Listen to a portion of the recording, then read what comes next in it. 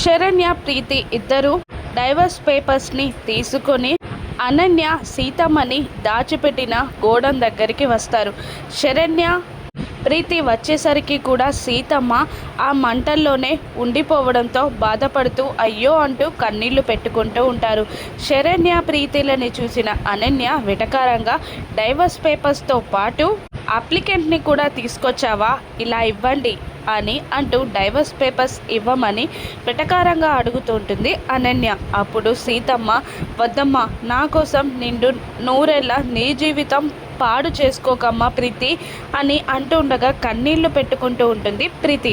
అనన్య ప్రీతి దగ్గరికి వచ్చి ఇలా ఇవ్వు అన్నట్టు కళ్ళతో అడుగుతూ ఉంటుంది. దాంతో కోపం వచ్చిన ప్రీతి ఒక్కసారిగా డైవర్స్ పేపర్స్ని అనన్య ముఖాన విసిరి కొడుతుంది. ఆ పేపర్స్ని కోపంగా తీసుకొని చూస్తూ హ్యాపీగా ఫీల్ అవుతూ ఉంటుంది అనన్య. నీ డైవర్స్ పేపర్స్ నీకు ఇచ్చేసాం కదా, ఇక సీతమ్మని వదిలిపెట్టు అని అంటూ ఉంటారు శరణ్య ప్రీతి ఇద్దరు.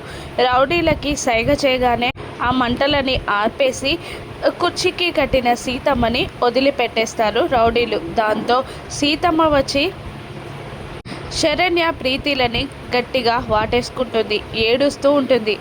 అనన్య ఆ డైవర్స్ పేపర్స్ని చూసి చాలా హ్యాపీగా ఫీల్ అవుతూ ముసిముసిగా నవ్వుకుంటూ చాలా సంబరపడిపోతూ ఉంటుంది.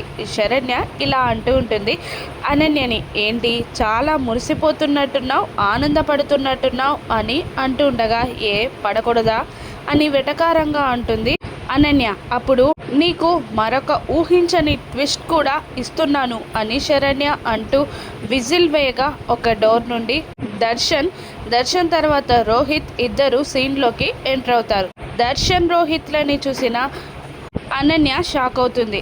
వాళ్ళిద్దరూ వచ్చి వీళ్ళిద్దరి పక్కన నిలబడతారు. మనవల్ని చూసిన సీతమ్మ చాలా హ్యాపీగా ఫీల్ అవుతూ ఉంటుంది. ఆ రౌడీలని అనన్య ఇంకేం చూస్తున్నారా వీళ్ళని వేసేయండి అని అనడంతో దర్శన్ రోహిత్లని కొట్టడానికి రౌడీలు రాగా రౌడీలనే చితకబాదేస్తారు దర్శన్ రోహిత్లు. ఇప్పుడు అనన్య పరిస్థితి ఏంటి? రోహిత్ దర్శన్ల చేతిలో సీతమ్మని చూసిన ఆనంద రియాక్షన్ ఏంటో నెక్స్ట్ ఎపిసోడ్లో చూద్దాం. మదర్స్ డే గిఫ్ట్గా సీతమ్మని ఆనంద భైరవి ముందు వీళ్ళు ఎలా ప్రజెంట్ చేయనున్నారో రానున్న ఎపిసోడ్స్లో చూద్దాం. Thank you for watching.